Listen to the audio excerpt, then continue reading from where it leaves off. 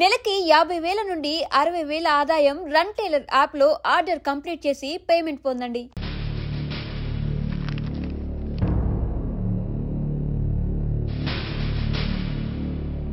Proceed. Your honour, ఈ నేరస్తుడిని కఠినంగా శిక్షించండి అని వాదించడానికి కూడా ఒక్క నిమిషం ఆగి అతని వయసును సమీక్షించుకోవాల్సినంత చిన్న వయసులో ఇతను 2 హత్యలు చేశాడంటే మన న్యాయ వ్యవస్థ మొత్తం ఒక్కసారి మళ్లీ ఆలోచించుకోవాల్సిన పరిస్థితి ఏర్పడింది. ఇతనికి జరిగింది అన్యాయమే, కానీ హత్యకు హత్య, హింసకు ప్రతిహింస సమాధానం కాకూడదు. ఇతను చేసిన తప్పుకు తప్పకుండా శిక్ష విధించాల్సిందే. కానీ వేసి ఆ శిక్షలా మాత్రం కాకుండా మొత్తం బాలలోకానికి, రేపటి తరానికి శిక్షణలా అనిపించాలి. It's my sincere request. That's all your honour. బాబు, నువ్వు చెప్పుకోవాల్సింది ఏమైనా ఉందా? ఆ హత్యకు సంబంధించిన అన్ని వివరాలు మాకు తెలిసిన ఎక్స్ మినిస్టర్ ఈ ఊళ్ళో పవర్ఫుల్ పర్సన్ అయిన చౌడప్పకి అగెనిస్ట్ గా సాక్ష్యం చెప్పడానికి ఎవరూ ముందుకు రాకపోయేసరికి కేసు క్లోజ్ చేయాల్సి వచ్చింది. మీలాంటి ధైర్యవంతులు ఊరికి ఒక్కరుంటే చాలు, మా డిపార్ట్మెంట్కి ఎంతో హెల్ప్ అవుతుంది. దేశం కోసం ప్రాణాలు ఇవ్వడానికి సిద్ధపడ్డ సైనికుడిని నేను. మేం కాపాడుతున్న దేశంలో ఇలాంటి కిరాతులు ఉండటానికి వీల్లేదు. ఇదిగోండి కంప్లైంట్, వెంటనే కేసు బుక్ చేయండి. మీరు ఎప్పుడు రమ్మంటే అప్పుడు నేను కోర్టుకు రావడానికి సిద్ధం. Thank you, I appreciate your spirit. Thank you. అవసరమైనప్పుడు కబురు పెడతాను, మీరు తప్పకుండా రావాలి. షూర్.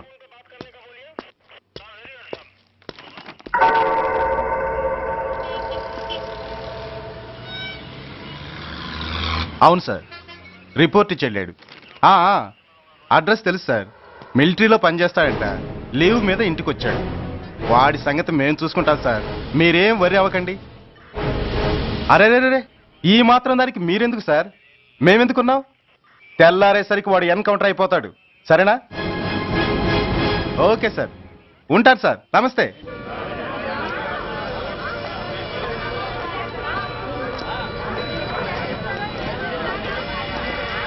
నాన్నా, మనం ఈ ఊరొదిలి ఎందుకు వెళ్ళిపోతున్నాం? ఈ ఊళ్ళో కొందరు చెడ్డోళ్ళు ఉన్నారు బాబు. ఎవరు వాళ్ళు?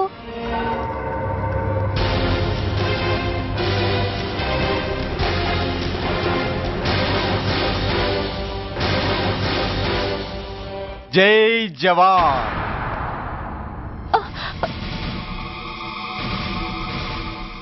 కోర్టుకొచ్చి సాక్ష్యం చెబుతాన్న మిలిటరీ ఆయన చెప్పా పెట్టకుండా ఊరొదిలి పారిపోతున్నారే. రేయ్, నేను సైనికుణ్ణిరా. వెన్ను చూపించి పారిపోవడం నాకు అలవాట్లేదు. కాకి బట్టలు తొడుక్కొని అలాంటి లుచ్చాల దగ్గర పాకి పనిచేసే ఇలాంటి వాళ్ళ పని పట్టడానికి మళ్ళీ తప్పకుండా తిరిగి వస్తానురా. అంత లేదమ్మా, అసలు నువ్వు ఇక్కడి నుంచి వెళితే కదా తిరిగి రావటానికి. తమ్ముంటే ఆపండిరా. చా రండిరా.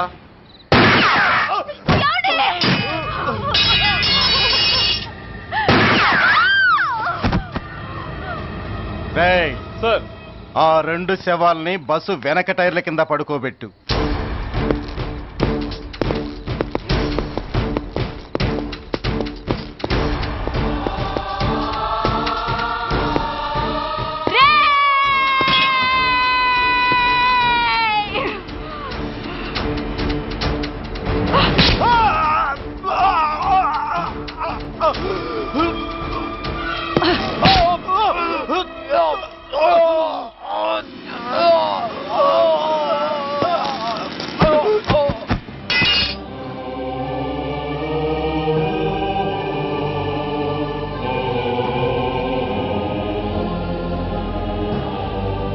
నాకు తుపాకీ ఇప్పించాడు సార్. ఇక్కడున్న పోలీసులందరినీ చంపేస్తాను సార్. వాళ్ళు మంచి వాళ్ళు కాదు సార్. మా నాన్న దేశాన్ని కాపాడే సైనికుడు సార్. మా అమ్మని నాన్నని అన్యాయంగా చంపేశారు సార్ ఈ పోలీసులు. అసలు పోలీసు అనేవాడు బతకూడదు సార్, బతకూడదు. నాకు తుపాకీ ఇప్పించండి సార్, ఇప్పించండి, ఇప్పించండి.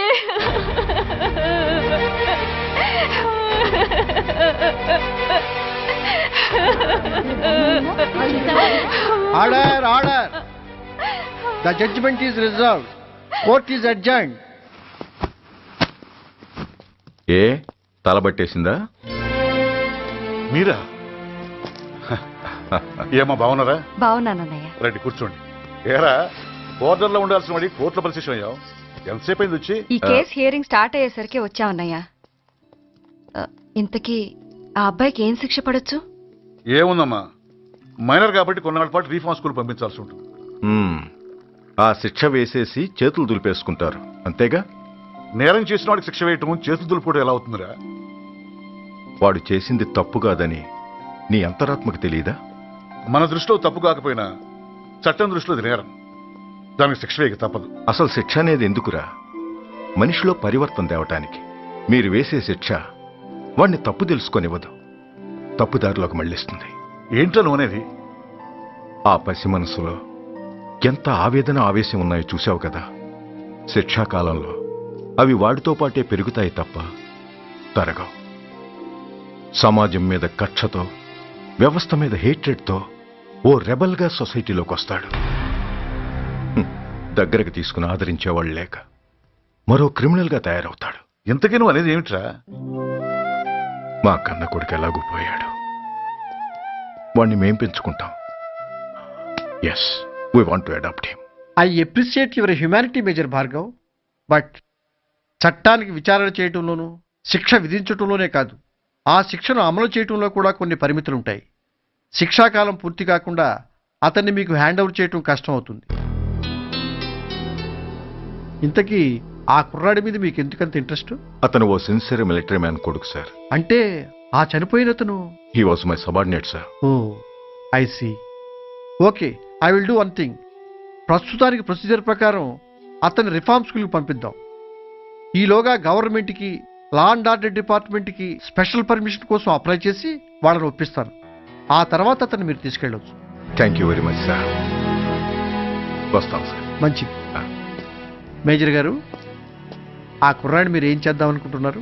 ఏ డిపార్ట్మెంట్ అయితే అధికార దుర్వినియోగం చేసి ఓ నేరస్తుని తయారు చేసిందో అదే డిపార్ట్మెంట్లో చేరుస్తాను. I will make him an honest police.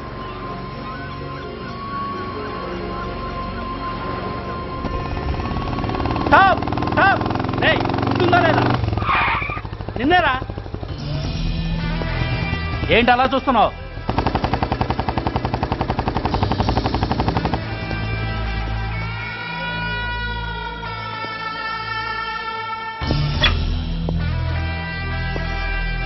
ఏంట్రా, ఏంటి మీదకి వస్తున్నావు?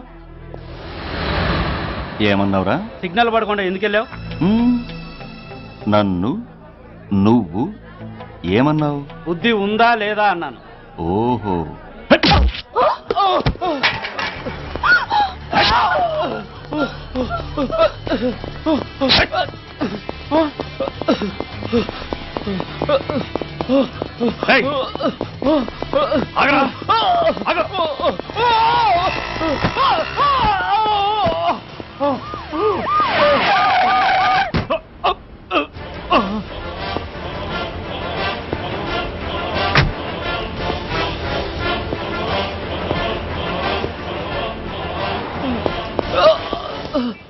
అతని హాస్పిటల్కి తీసుకెళ్ళండి. Drop the knife. కత్తి కింద పడై.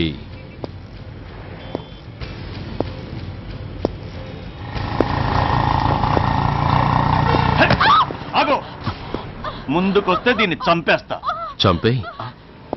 చంపితే ఏమవుతుంది? నిన్ను చంపడం నాకు ఇంకా తేలికవుతుంది. కమాన్, చంపే. ఆలోచిస్తావే కిల్లర్?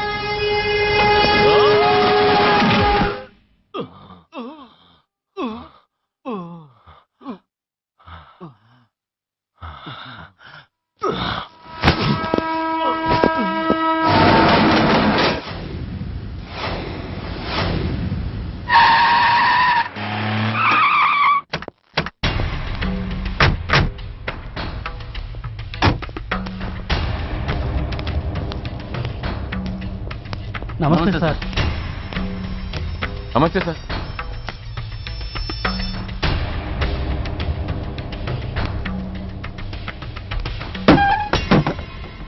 నేనెవరిని? మీరు? అదే నేనెవరిని? మినిస్టర్ అప్పలనాయుడు గారు సార్. మరి వాడేవాడు? మీ అబ్బాయి గారు సార్. అంటే అది తెలిసే వాడిని లోపలేసావా? ఎఫ్ఐఆర్ ఎక్కడ్రా?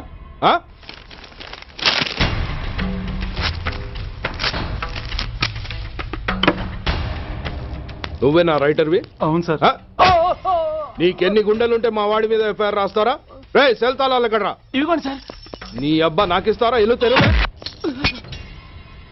అసలు ఎవడరా నా కొడుకుని అరెస్ట్ చేసింది? ఏసీపీ సూర్య గారు అంటున్నానా? తూ నీ అబ్బా సిగ్గు లేదురా? ఆడంగి నాయల్లా తన్నులు తినొస్తావరా? నా కడుపున చెడబుట్టావు కదరా. వెళ్ళు కార్లో కూర్చో. రేయ్ అసలే అడ్డదారులు అసెంబ్లీకి వెళ్ళినోడిని. నాకు సంబంధించిన విషయంలో ఎవడన్నా అడ్డొచ్చాడో అడ్డంగా నరికేస్తా. ఆ విషయం మీ ఏసీపీ గడికి చెప్పు.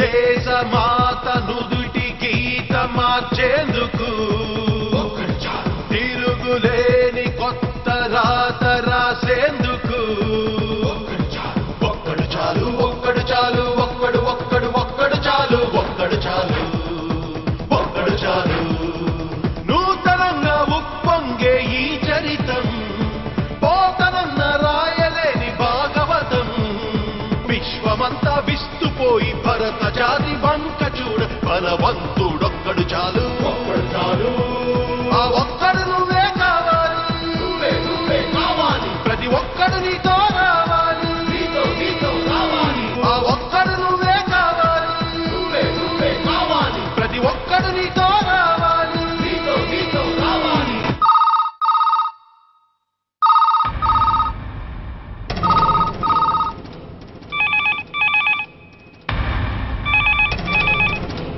Commissioner here.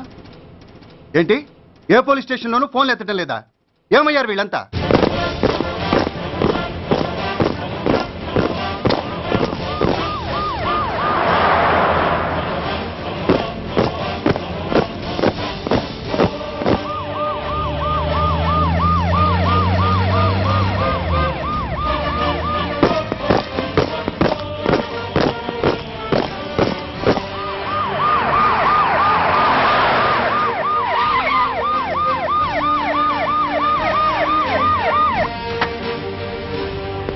ఏంటయ్యా ఇది? What is non sense? Uniform తీసేసి పోలీస్ స్టేషన్ మూసేసి బజారు పడతారా? మీరు పోలీసులు అనుకుంటున్నారా, గుండా అనుకుంటున్నారా? విలువలేని యూనిఫామ్స్ ఒంటి మీద ఉంటే ఊపిరాడడం లేదని తీసేసాం సార్. పందులు పందికుక్కులు స్టేషన్లోకి వచ్చేస్తుంటే వాటిని ఆపే శక్తి లేక తాళాలు వేసేసాం సార్. మిస్టర్ సూర్య, పోలీసు వ్యవస్థ లాంటి ఎమర్జెన్సీ సర్వీసుల్లో ఇలా సమ్మెలు చేయడం నిషేధం. అదే ఎందుకని sir? Government doctors, nurses, postal department కూడా ఎమర్జెన్సీ సర్వీసులే.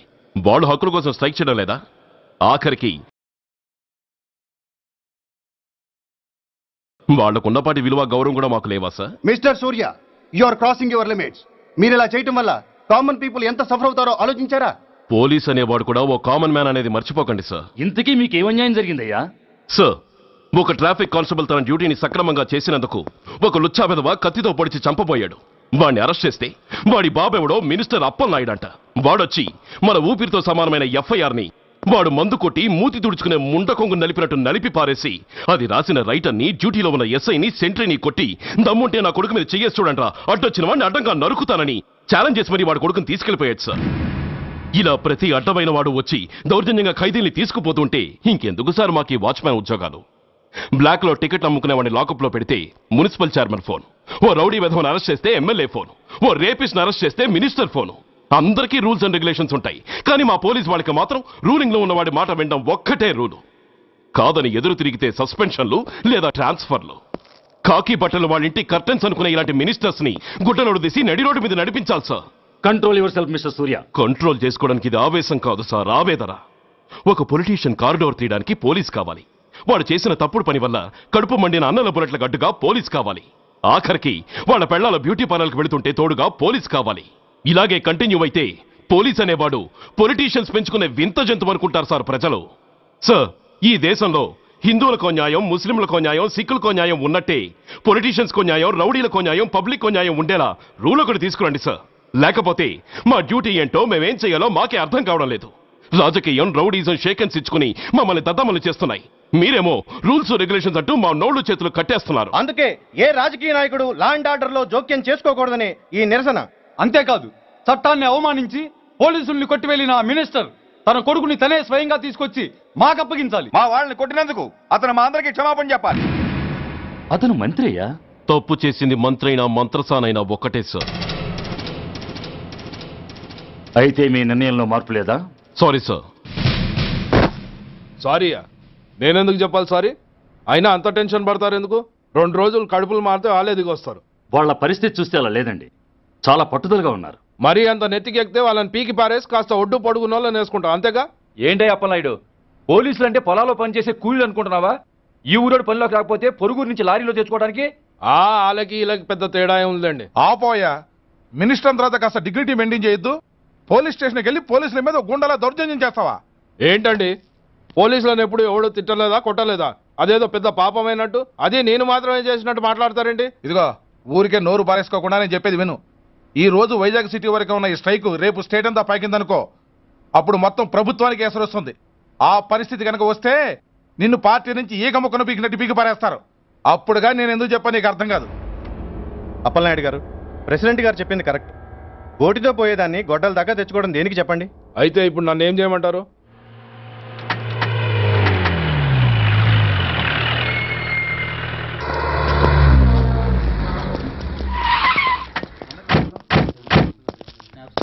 హలో, మా ఈ నిరసన పబ్లిసిటీ కోసం కాదు, మా ప్రాబ్లం సాల్వ్ చేసుకోవడం కోసమని మీకు ముందే చెప్పాను. మళ్ళీ ఎందుకు వచ్చారు? మినిస్టర్ గారు రమ్మంటే రాకుండా ఎలా ఉండగలం సార్? మినిస్టరా? ఏ మినిస్టర్? అప్పలనాయుడు గారే సార్. అదిగో అప్పలనాయుడు గారు వచ్చేసారు, పదండి.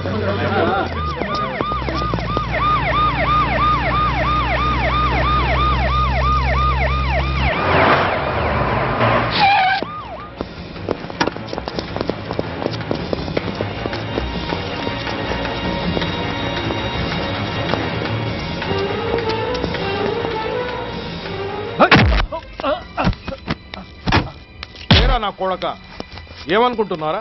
నువ్వేమన్నా పెద్ద రౌడీవా? నా పరువు తీసేసావు కదరా, నా కడుపును చెడబుట్టావు కదా. పోలీసులు అంటే ఎవరు అనుకుంటున్నారా? వాళ్ళు మనల్ని కాపాడేవాళ్ళరా? వాళ్ళనే అవమానిస్తావా? వెళ్ళరా, వెళ్ళి వాళ్ళ కాళ్ళ మీద పడి క్షమాపణ అడుగు, వెళ్ళవు. వీడు చేసిన వెధవ పని తెలియక కన్న తండ్రిగా తొందరపడి వీడిని తీసుకెళ్లాను. నిజం తెలిసాక ఓ బాధ్యత గల మంత్రిగా జరిగిన దానికి సారీ చెప్పి వీడిని మీకు అప్పగిస్తున్నాను. నన్ను క్షమించండి. చాలా థ్యాంక్స్ అండి. ఇంకా మీరు కెమెరాలు ఆపండి. మినిస్టర్ గారు మిమ్మల్ని పిలిపించిన కార్యక్రమం అయిపోయింది, మీరంతా బయలుదేరచ్చు ప్లీజ్. పిలవగానే వచ్చినందుకు మీ అందరికీ చాలా థ్యాంక్స్.